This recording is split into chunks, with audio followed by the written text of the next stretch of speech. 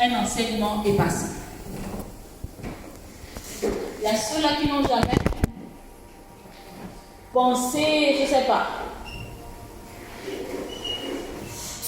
être en prison, mais parce qu'ils se sont assis avec des personnes compliquées.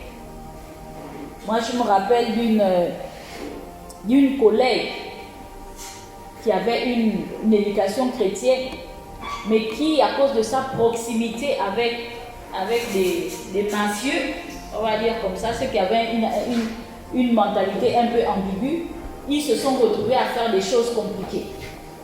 Et elle, quand on a découvert cela, elle s'est mise à pleurer, puis dit, je ne sais pas ce qui m'a pris. Les autres, ils étaient zen parce qu'ils avaient l'habitude. Mais elle, à cause de sa mentalité chrétienne, elle s'est posé la question, mais qu'est-ce qui m'a pris? Un enseignement est rentré. Alléluia. Donc on disait, le Seigneur nous dit par sa parole que nous devons grandir. Donc refuse de stagner en Christ. Refuse de stagner en Christ. Il faut que tu grandisses. Tu es devenu enfant de Dieu par la force du Seigneur Jésus-Christ. Alléluia, amen. Mais il faut que tu grandisses. Alléluia. Et nous avons vu que pour grandir, il faut que nous nous laissions enseigner par les dons que Dieu a donnés. Parce que la Bible nous révèle qu'il a fait des dons aux hommes. Il a fait des dons de pasteurs, de docteurs, d'évangélistes pour ton perfectionnement, pour mon perfectionnement. Alléluia. Donc, nous devons nous laisser enseigner par les dons que Dieu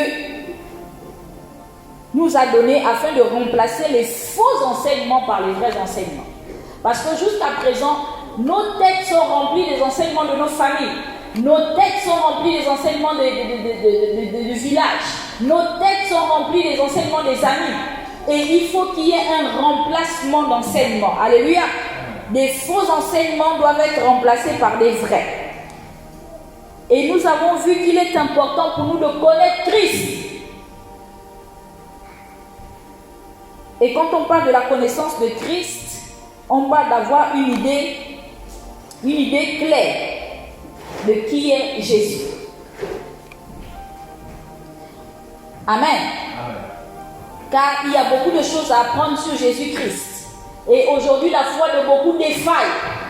Parce qu'il y a justement des enseignements qui arrivent et qui font taire notre foi. Parce que les gens ne sont pas assis sur des enseignements. Lorsque d'autres personnes arrivent avec des enseignements, ta foi défaille. Alléluia. C'est pourquoi nous devons grandir. Nous devons connaître Christ. Nous devons nous laisser enseigner. Nous devons savoir ce qu'il aime, ce qu'il n'aime pas. Nous devons connaître ses manières d'agir. Et pendant 2 ou 3 semaines, nous avons appris que l'une des façons d'agir de Dieu, c'est qu'il nous teste. Alléluia. Dieu éprouve. Et beaucoup de chrétiens sont rarement là lorsqu'on enseigne ce genre de choses. Et c'est pourquoi quand les problèmes arrivent, ils perdent la foi. Parce qu'ils ont appris que Dieu est bonbon. Dieu fait des miracles. Mais ils ne savent pas que Dieu teste. Que Dieu éprouve. Que Dieu humilie. Alléluia. Et la foi de beaucoup se perd à ce niveau. Nous avons vu que Dieu teste. Et nous avons aussi appris pourquoi il le fait. Et est-ce qu'on peut lire encore rapidement Deutéronome 8, du verset 2 à 3? Rapidement, Serge, s'il te plaît. Deutéronome 8.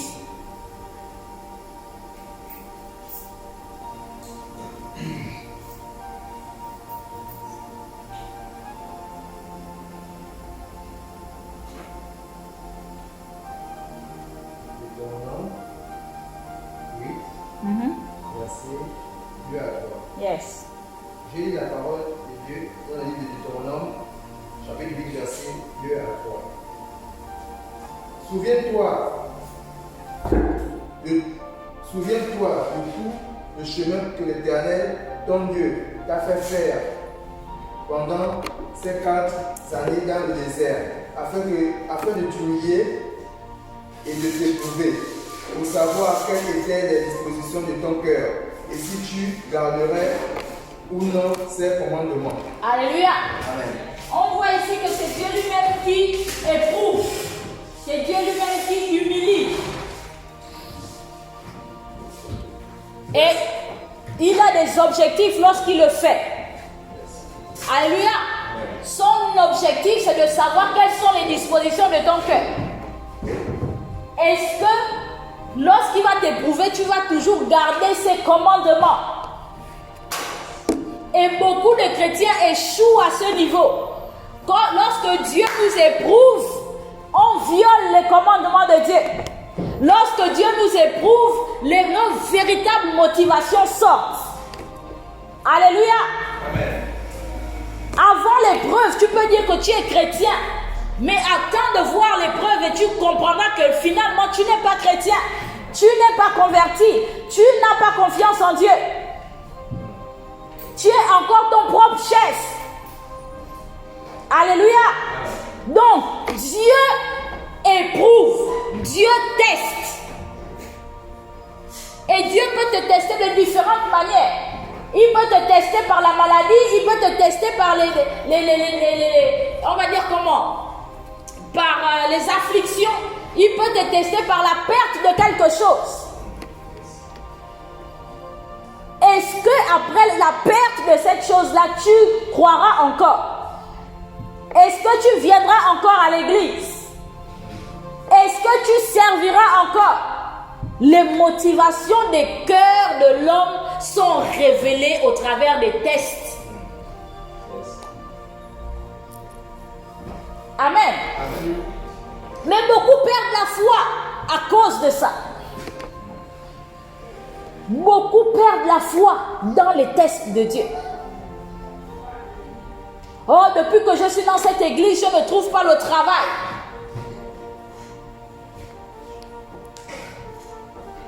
Et parce que ça fait 3 mois que tu es là, tu n'as pas trouvé le travail, tu pars. Mais Dieu est en train de révéler tes véritables intentions. Tu ne venais pas pour lui, mais tu venais trouver le travail. Et quand tu ne t'as pas donné le travail, tu es parti. Ça veut dire que les gens ne cherchent pas Dieu. Alléluia. Donc, Dieu nous éprouve. Dieu n'est pas le Dieu bonbon. On a parlé de connaître Christ, connaître qui nous servons. Alléluia. Amen. Connaître Dieu, c'est savoir que Dieu nous teste. Il pourra enlever ce qu'il t'a donné lui-même. La preuve, ce qu'il a fait avec Abraham. Abraham a tellement désiré un enfant. Tellement désiré un enfant. Mais c'est Dieu qui a également demandé cet enfant-là à Abraham. Dieu pourra te donner un travail et demain te dire laisse. Yes.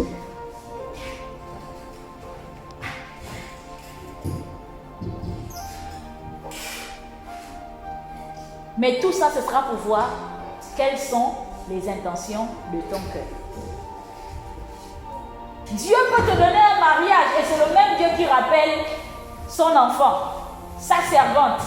Hé, Seigneur, mais on a célébré pour ce mariage. Je t'ai glorifié pour le mariage. Dieu a pris. Alléluia. Amen. Donc, Dieu nous teste pour révéler les intentions de cœur. Pour révéler, pour voir si on gardera encore ses commandements. Continue. Verset 3. Il t'a humilié. Il t'a fait souffrir de la faim et il t'a nourri de la manne que tu ne connaissais pas et que n'avaient pas connu tes pères, afin de t'apprendre que l'homme ne vit pas de pain seulement, mais que l'homme vit de tout ce qui sort de la bouche de l'Éternel. Alléluia. Amen.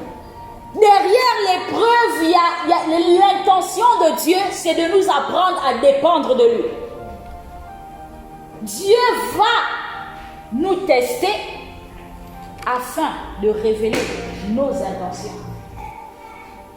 Derrière les épreuves, il y a des objectifs que Dieu veut atteindre. Ne permettons pas que les épreuves soient des moyens pour nous de perdre notre foi. Alléluia. C'est c'est une réalité. La vie chrétienne, c'est pas le bonbon. La vie chrétienne, c'est enseignement, test. Enseignement, test. Sœur, tu vas à l'école, non?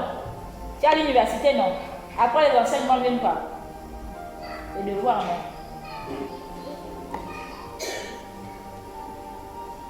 Le problème avec nous, les chrétiens, c'est parce que nous ne sommes pas là quand Dieu enseigne. C'est pourquoi on échoue automatiquement au devoir. Nous sommes absents lors des enseignements. L'église est absente. Oh, depuis que je viens à l'église là, je n'ai plus ceci. Mais Dieu te teste. Oh non, avant ma vie roulait, maintenant que je viens à l'église, ça, même un psy, on ne fait plus. Mais Dieu te teste.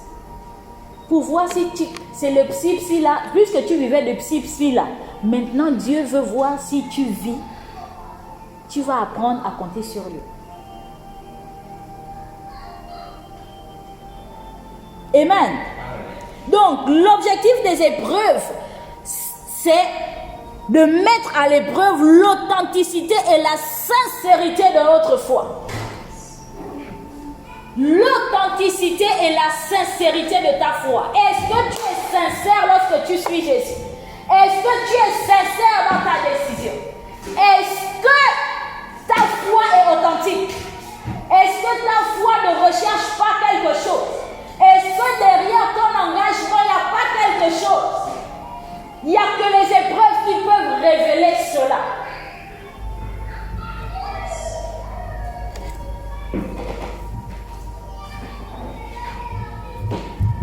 Et en tant que chrétiens, nous devons être au courant de ces choses. Nous devons les accepter. Alléluia. Le verset 4 à 5 nous dit quoi? Le verset 4. Ton vêtement ne s'est point plissé sur toi, et ton pied ne s'est point enflé pendant ces 40 années. Reconnais en ton cœur que l'Éternel, ton Dieu, te châtie comme un homme châtie son enfant. Alléluia. L'épreuve est un moyen de correction. Dieu nous corrige par les épreuves. Il n'y a pas un enfant qu'on ne corrige pas. Si on ne te corrige pas à la maison, comprends que ta vie est en danger. Donc si Dieu ne te corrige pas, si toi on ne te parle pas, si toi on ne te dit pas quelque chose, sache que ta vie est en danger.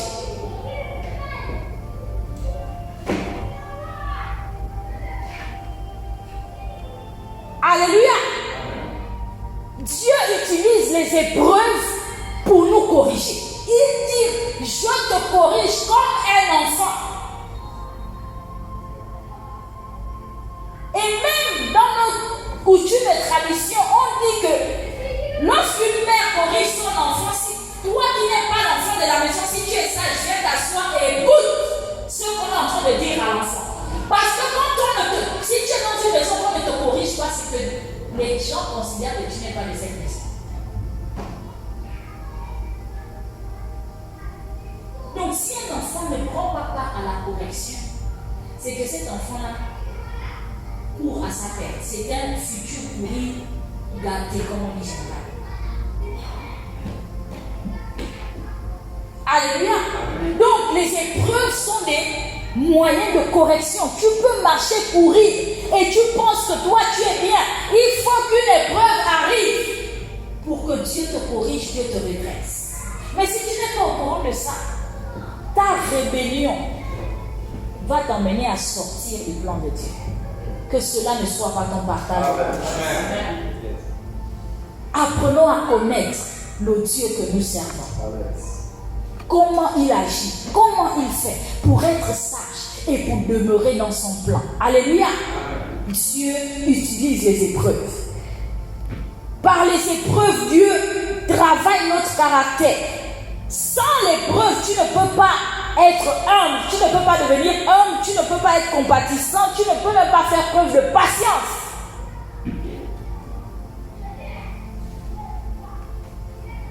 Il n'y a que par l'épreuve que tu apprends ce genre de choses. Alléluia. Et nous avons appris qu'il y a des attitudes à avoir dans les épreuves. Merci, tu peux prendre place. C'est juste un rappel. Il y a des attitudes à avoir dans les épreuves. Et l'une des attitudes, c'est de savoir qu'il y a un temps pour tout. Alléluia. Il y a un temps pour tout. Dans le Seigneur, il y a un temps pour tout. Il y a un temps pour rire, il y a un temps pour pleurer. Il y a un temps pour être enseigné, il y a un temps pour... Donc, il y a un temps où les épreuves viendront. Aujourd'hui, ça peut être cool. Tu peux avoir un travail, mais dis-toi que demain, tu peux le perdre.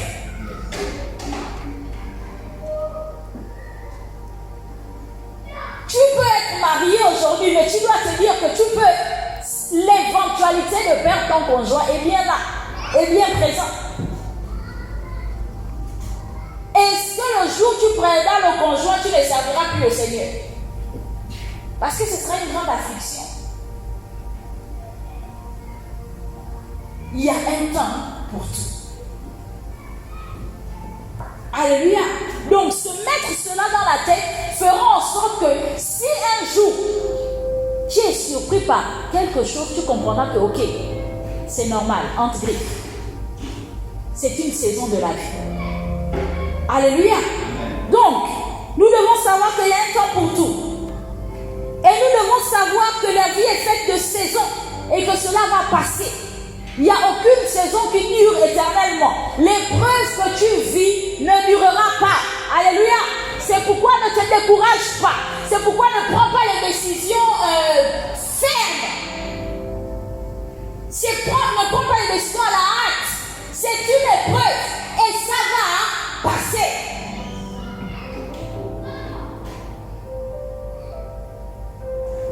Si à cause de Jésus tu as eu le gourmet, ne va pas te suicider. Parce que ça te fait mal. Et c'est réel, ça fait mal. Mais ça va passer.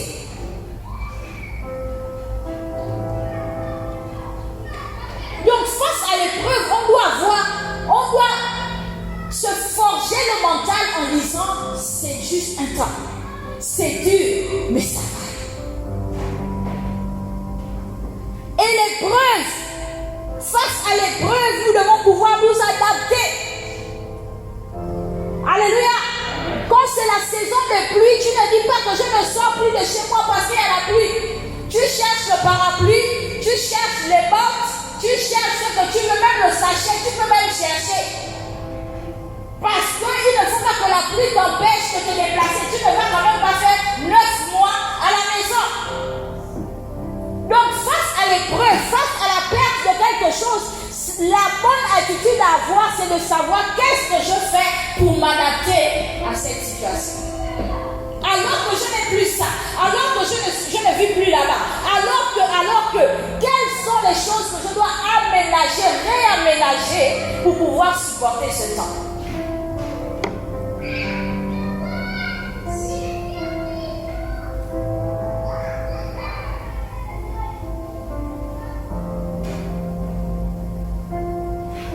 S'adapter.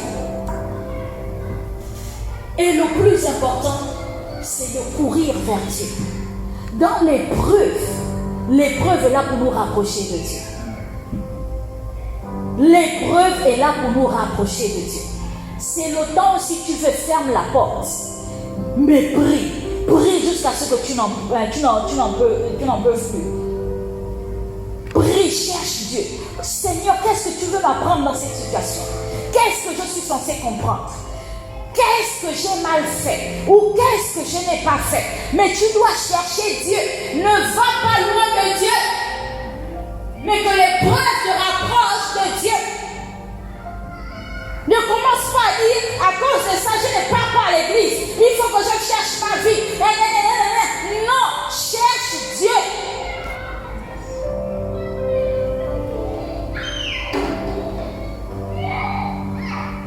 Alléluia. Et ce sont les choses que les chrétiens doivent comprendre. L'épreuve n'est pas là pour nous tuer. L'épreuve est un instrument de promotion pour Dieu.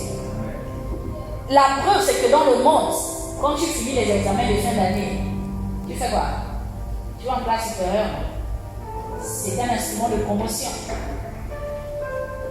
Tu quittes ta première année, tu passes en deuxième année, tu passes en troisième année, après tu as un master. Les épreuves sont des moyens de promotion.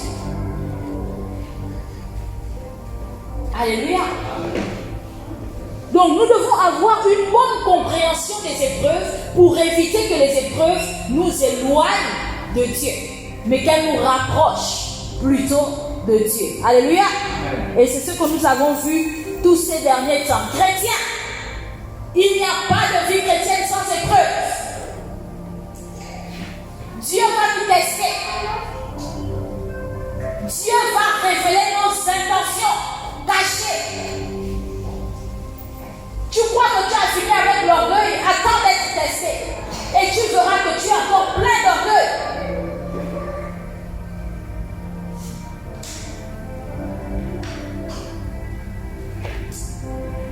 Alléluia.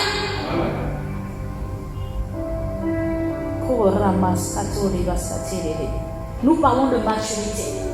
Et la maturité, c'est de savoir que Dieu teste. Demain, lorsque le Seigneur te mettra à l'épreuve, ne va pas loin de l'église. L'épreuve, c'est de différentes manières. La perte d'un travail, la perte d'un parent, une déception, tu comptais sur quelqu'un, la personne t'a déçu. Comment tu gères cette émotion de déception? Est-ce que tu maudis les gens? Et là, ça va montrer ta méchanceté. Et Dieu veut travailler avec cette méchanceté. Il voudra traiter avec cette méchanceté. Alléluia. Chrétiens, comprenons que l'épreuve fait partie de la vie chrétienne. Dieu va nous tester. Alléluia. Mais dis avec moi, je serai prêt. Ce jour-là, je serai prête. Alléluia. Nous parlons toujours de maturité. Et aujourd'hui, je ne sais pas comment je vais faire parce que j'ai...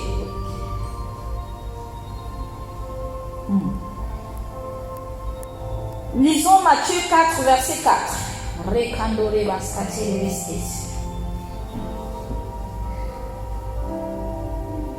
Matthieu 4, verset 4. Rapidement, s'il vous plaît. J'ai la parole de Dieu dans Matthieu 4, verset 4. Jésus répondit, il est écrit, l'homme ne vivra pas de pain seulement, mais de toute parole qui sort de la bouche de Dieu. Alléluia. L'homme ne vivra pas de pain seulement. Tony, prends un cahier et écris. L'homme ne vivra pas de pain seulement, mais de toute parole qui sortira de la bouche de Dieu. Là, le Seigneur, et cette parole-là, le Seigneur est en train de citer ce qui a été dit dans Deutéronome. Alléluia. Parce que cette parole arrive lorsque Jésus est dans le désert. Dans ce désert-là, il est en train d'être tenté. Alléluia. Mais nous savons que c'est Dieu qui le prend et qui l'emmène dans le désert. Et dans le désert, là-bas, il va trouver Satan. Mais ce n'est pas d'abord Satan qui est l'auteur de ce désert. C'est Dieu. Alléluia. Dans l'épreuve, la tentation viendra. Mais ce n'est pas d'abord la tentation c'est pas Satan d'abord, c'est Dieu d'abord. Dieu révèle à Israël qu'il l'a envoyé dans le désert afin de l'humilier. Le Seigneur était envoyé afin d'être humilié, afin de souffrir de faim. Alléluia. Pour connaître les intentions. Et lorsque le Seigneur Jésus est dans le désert et que le diable vient lui dire que tu as faim, change cette pierre en pain, il lui dit l'homme ne vivra pas de pain seulement, mais de toute parole qui sort de la bouche de Dieu. Le Seigneur est en train de nous enseigner ici qu'en tant qu'être humain, nous n'avons pas une seule nourriture seulement. Merci, assieds-toi. Chrétien, tu dois comprendre que tu n'as pas seulement besoin du pain, du manioc, des feuilles de manioc et du coca.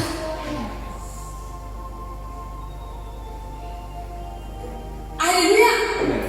L'homme ne vivra pas que de pain seulement. Ça veut dire que nous sommes censés vivre de pain aussi. Mais pas seulement. Nous devons vivre de toute parole qui sort de la bouche de Dieu. Le problème avec les chrétiens, c'est que malgré que nous soyons devenus chrétiens maintenant, nous passons notre temps à gaver notre corps, à manger, à remplir le corps. Mais l'esprit est affamé. Et nous sommes déséquilibrés parce que nos esprits sont affamés.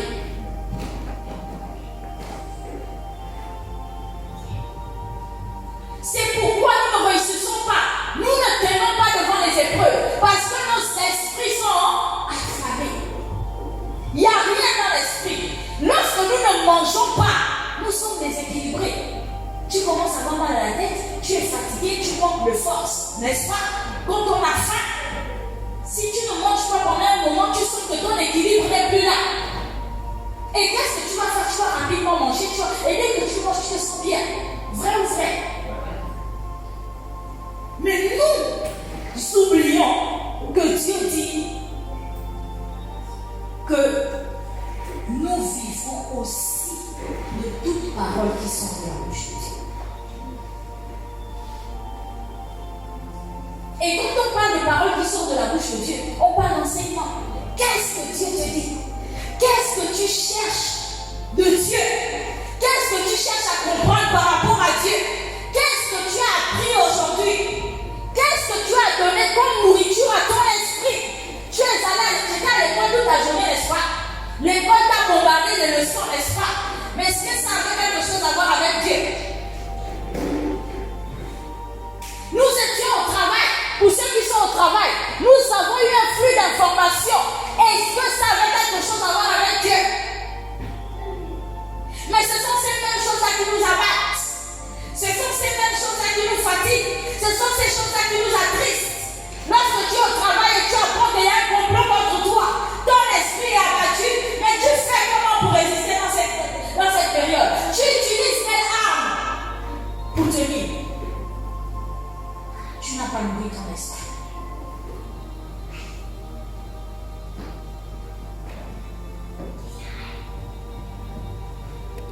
Alléluia. Voyons le rôle de la nourriture.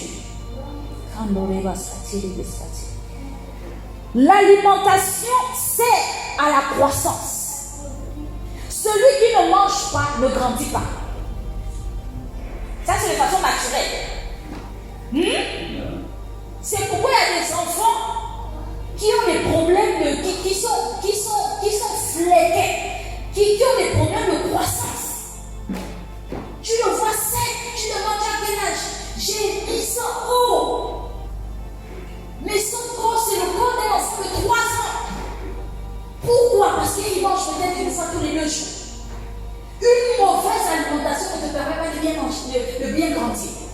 Une absence d'alimentation ne te permet pas de bien grandir. Les chrétiens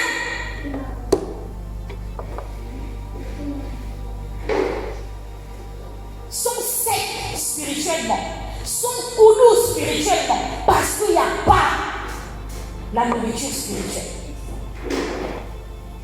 Nous sommes faits d'esprit, nous sommes esprits, mais nous nourrissons le corps.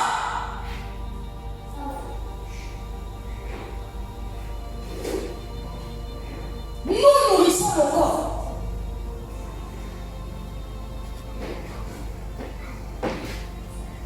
Et l'esprit qui est censé nous faire tenir se meurt, maigrit. Et c'est pourquoi on ne tient pas. Manque d'enseignement. Alléluia. L'alimentation sert à fournir de l'énergie. Nous sommes fatigués. Nous n'allons pas loin dans le Seigneur. Pourquoi? Parce que nous ne mangeons pas et nous sommes faibles.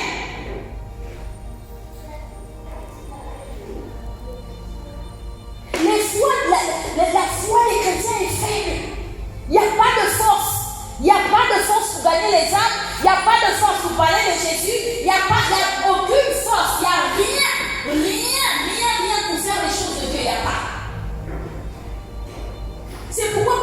pour ça qu'on est fatigué. On donne à Dieu le minimum.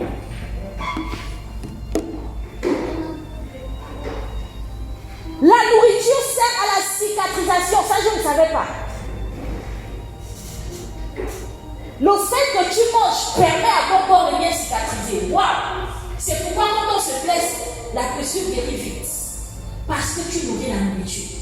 Et tu nourris le corps. Mais combien de gens sont blessés dans l'âme, dans l'esprit, mais courent avec les blessures, grandissent avec les blessures, vieillissent avec les blessures. Pourquoi? Parce qu'ils ne se nourrissent pas de la parole. Le poulet ne guérira jamais des blessures intérieures.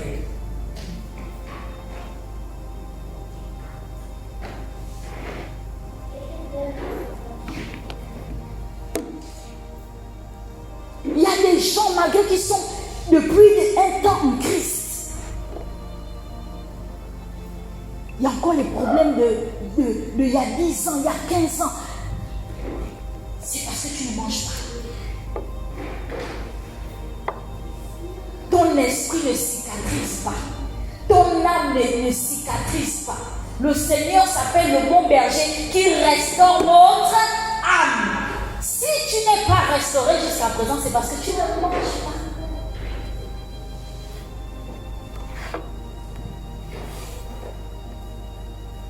Alléluia. La nourriture sert à l'entretien et à la protection du corps. C'est la nourriture qui fortifie les anticorps. Et nous sommes attaqués parce que nous ne mangeons pas.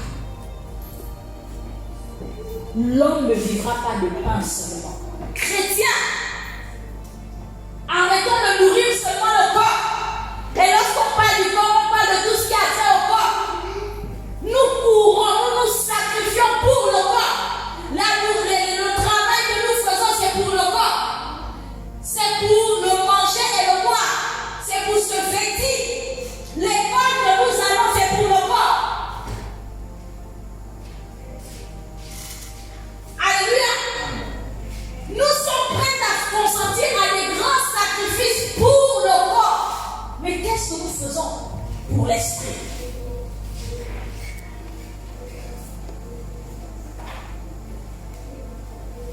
Quels sont les sacrifices que nous accordons à l'esprit, à la nourriture de l'esprit? Pose-toi la question. Combien t'investis-tu pour la nourriture de l'esprit? Tu vas à l'école de 8h parfois à 18h.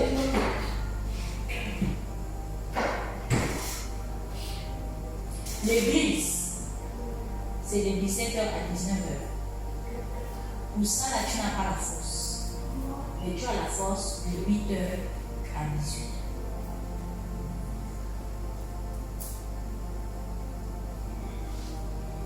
Pour ce qui est éternel, nous n'avons pas de force. Pareil pour le travail. On est capable, si le chef dit que non, il y a quelque chose à rendre aujourd'hui, on est capable de travailler toute une nuit, n'est-ce pas ça? Tu vas travailler toute la nuit pour rendre le travail du chef.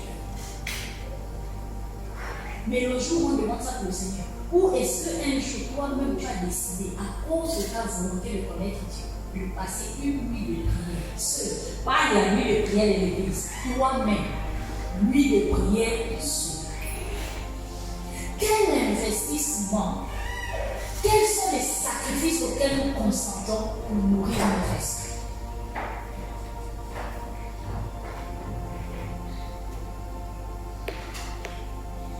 Nous passons minimum 13 ans à l'école pour avoir le petit papier qu'on appelle le bac là, et puis qu'on dit quoi?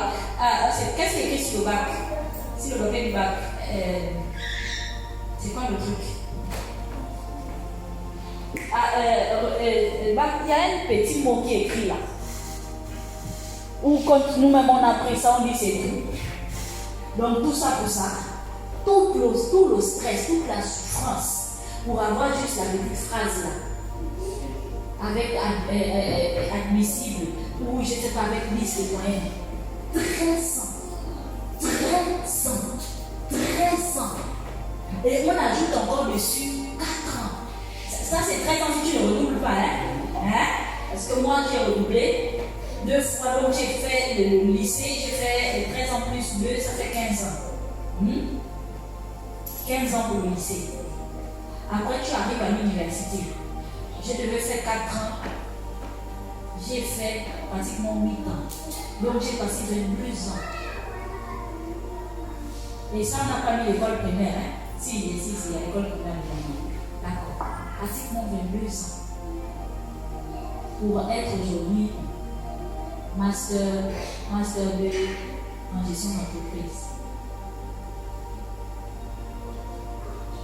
Combien je ne pense pas que j'ai investi la moitié du temps que j'ai passé à l'école là. J'ai investi dans la formation. Parce que si j'avais fait le même sacrifice, peut-être 1/10 de ce que j'ai fait pour l'école, les décapis là, on a fait ça, on a vu ça.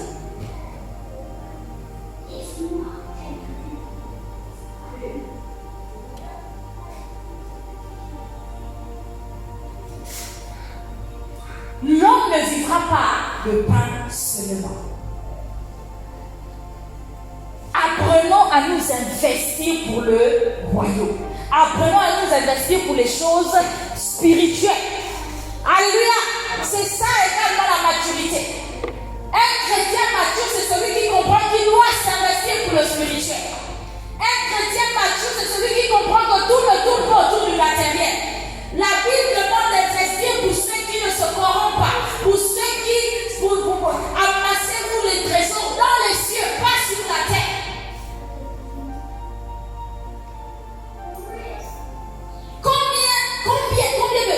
Quel temps alors pensons-nous à, on va dire comment, à investir pour que cette salle-là soit pleine? Qui ça émeut quand la salle n'est pas pleine? Personne. Ça n'émeut personne.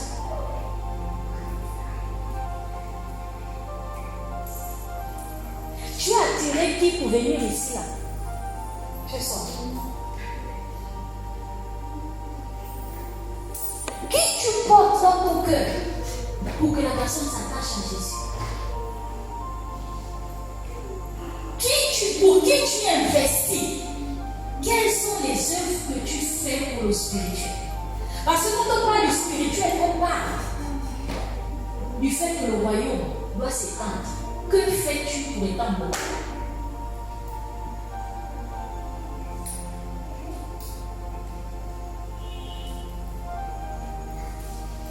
Quel temps investis-tu pour que l'église soit pleine? Pour que les gens soient sauvés? Est-ce que tu passes à l'enfer? Est-ce qu'il t'arrive de penser à l'enfer?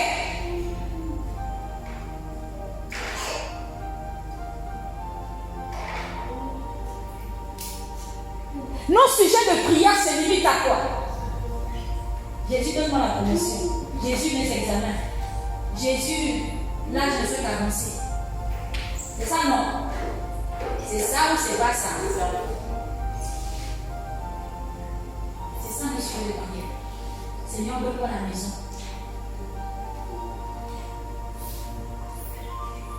C'est ça, mes sujets de prière. Je veux avoir mon examen. Je veux passer en classe. Je veux. Mais combien il faut que l'église grandisse? Parce que si l'église grandit, c'est qu'il y a moins de personnes qui iront en enfer. Et ça te réjouit. Waouh! Il y a maintenant les drogués, les anciens drogués qui sont maintenant, qui sont en train de louer le Seigneur. On a les anciens détenus qui servent Jésus. On a les prostituées qui sont maintenant là, qui connaissent Christ. Qui a ce genre d'aspiration?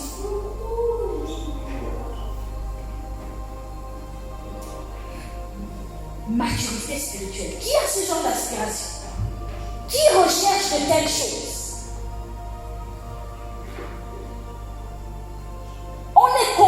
concentré sur nous-mêmes.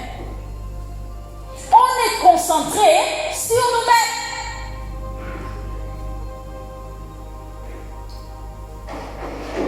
La Bible dit que Dieu a fait les bons aux hommes. Il a donné les apôtres, les prophètes pour le perfectionnement des saints en vue de l'œuvre du ministère. Nous, notre rôle, c'est de vous perfectionner. Nous, notre rôle, c'est de vous enseigner. Nous, notre rôle, c'est de vous rendre capable d'aller sur le champ d'évangélisation. Si nous laissons ce que nous sommes en train de faire, maintenant pour aller chercher les gens dans les quartiers, nous ne faisons pas ce à quoi il nous a appelés. C'est vous qui êtes censé faire ça. C'est vous qui êtes censé amener les gens de la maison. C'est votre œuvre. Il faut qu'on regarde les choses, Église. Nous sommes censés réfléchir de quoi vous avez besoin. Nous sommes censés vous perfectionner. Nous sommes censés vous chasser les démons. Nous sommes censés apporter la parole qui guérit. Mais pour que vous alliez dans les quartiers, pour que vous alliez chercher les jeunes, pour que vous alliez chercher les femmes, c'est à vous de le faire. Ce n'est plus à nous de réfléchir. Pourquoi l'église est vide? Ça doit être un fardeau. Waouh, ce que je viens d'entendre sur les épaules, c'est important. Ah, je comprends pourquoi tel était tombé. Ah, je comprends. Viens, allons écouter le message. Ça va nous servir demain. Viens,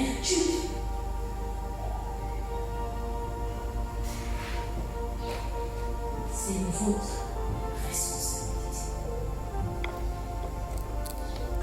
Éphésiens, disons, et Colossiens 1, verset 28 à 29. Repandara baskantirira mandore baskantirira shintara baskantirira rekandore baskantirira shintara baskantirira shintara baskantirira repandara baskantirira mahandora baskantirira khatara baskantirira kandore. Si quelqu'un a la page 1 28-29.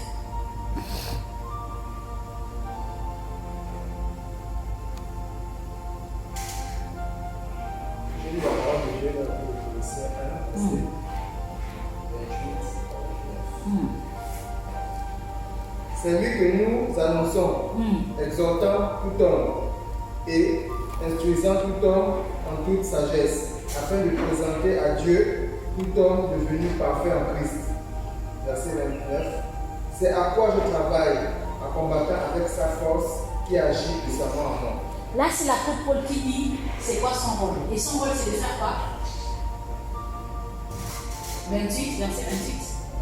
Son rôle, c'est lui que nous annonçons, exhortant tout homme, en instruisant tout homme en toute sagesse, afin de présenter à lui tout homme devenu parfait en Christ. Nous avons l'obligation de vous présenter à Dieu, de travailler à ce que vous deveniez parfait en Christ. En tant que pasteur, c'est ça notre rôle. C'est pourquoi je veux te dire, Clara, il faut que tu fasses ça. Il faut manger la parole. Parce que c'est pas encore ça. Ça, c'est le rôle. Olivia, viens à l'église. Il faut que tu t'affermisses. Ça, c'est le rôle.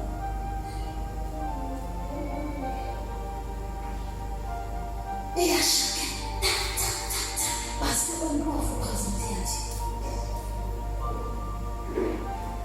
Et c'est ce qu'on s'efforce en fait, en nous appuyant sur sa force. Mais le reste, c'est à vous de faire. Les amis, pour que cette église-là soit pleine, si vous ne vous levez pas, elle ne sera pas pleine. Déchargez-nous d'aller chercher les âmes. Déchargez-nous on va dire comment? J'ai passé une partie de la préparation à envoyer les messages pour dire viens à l'église. Et la plupart des personnes ne sont même pas là. Ils ont dit oui. Ils ne sont pas là. Olivia, tu as reçu un message, non? Ah, tu n'étais pas sur WhatsApp. Quand tu vas rentrer à la maison, tu vas voir que j'ai envoyé le message. Mais c'est à vous de le faire. Et laissez-nous nous concentrer sur ce que Dieu nous demande de faire.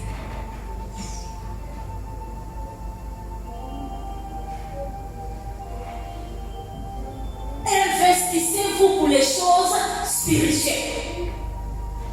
L'homme ne vit pas de pain seulement, mais de toute parole qui sort de la bouche de Dieu. Et n'oublions pas que nous sommes d'abord esprit. Nous sommes d'abord esprit. Mangeons la parole de Dieu. Jusqu'à présent, malgré le fait qu'on en parle, les gens ne mangent pas, les gens ne lisent pas. Les gens ne cherchent pas Dieu. Les gens ne cherchent pas à connaître Dieu. Mais comment voulez-vous qu'on avance quand l'obéissance n'est pas remplie? Comment voulez-vous qu'on avance? On en parle, on reparle. Et avec Dieu, je vous assure que Israël a fait 40 ans pour apprendre. Et le plus terrible, c'est qu'ils n'ont même pas appris. Parce que Dieu dit qu'il a détruit toute une génération qui refusait d'apprendre la dépendance à Dieu. On parle de la lecture, on parle de la méditation. Mais les gens ne lisent pas, les gens ne mangent pas. Et vous vous étonnez que ça n'avance pas. Avec le Seigneur, c'est pas nouveau.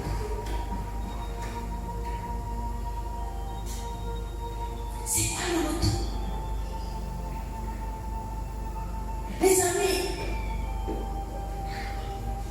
vous pourrez avoir le travail sans Jésus. Il y a les gens qui ont le travail sans Jésus. Vous pouvez vous marier sans Jésus. Il y en a qui le font. Regarde, sors là et puis prends seulement n'importe quel rigolo. Tu pourras te marier. Mais ce qui va arriver devant là-bas, tu vas assumer. C'est tout. Non, si c'est pour le mariage, on peut se marier sans Jésus. Tu peux rester à l'école, pompe.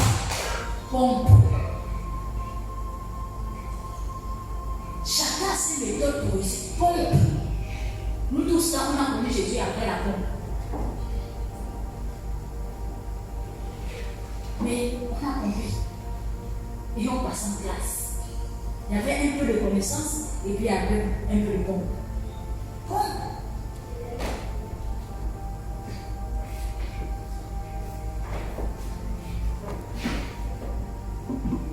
Alléluia. Tu peux te marier. Fais le pipi. Il y a quelqu'un qui va dans le pipi là, vouloir te marier. Est-ce que tous ceux qui se marient là, ce sont les chrétiens? Non. Ils font leurs choses. Après, ils finissent par se marier. C'est pour dire que tout ça ne peut avoir ça sans Jésus. Mais c'est juste la qualité de ça qui est différente. Parce que dans l'autre là, il y a les gifles qui passent là-bas, il y a le balayage qui passe là-bas, il y a la sorcellerie qui passe là-bas.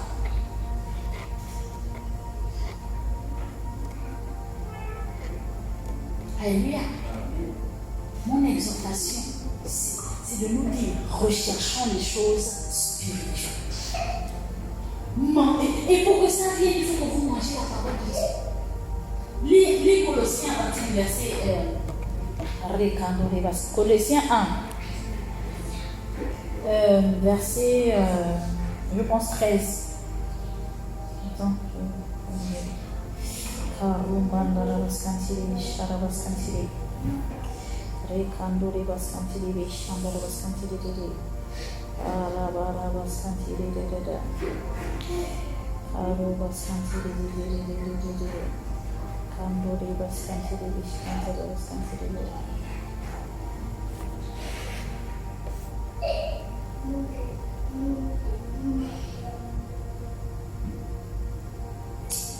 oui, le verset 9.